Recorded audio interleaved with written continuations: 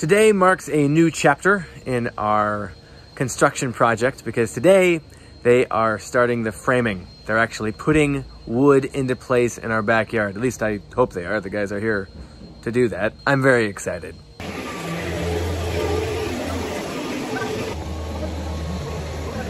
So this is the very first attachment of wood to steel framing. Has to be attached all underneath there with all those different bolts. And Alfredo says that's the hard part.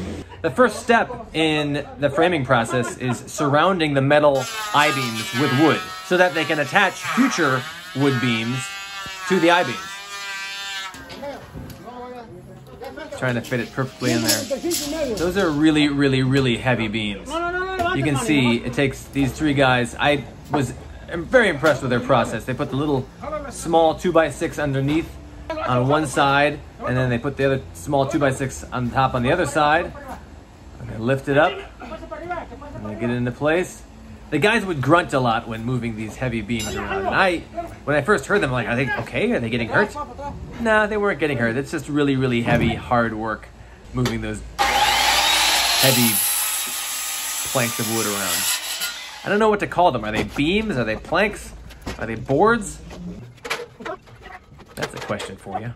What did we learn today? I learned that you need to attach wood to the steel beams before you do anything else. I really didn't know why they were welding all of those bolts onto the steel columns and the steel I-beams when they came and installed the steel. But what they were doing was putting those there so that they could easily attach and securely attach wood to the I-beams and the steel columns. That's the first step of framing. I also learned, once again, that wood is very heavy.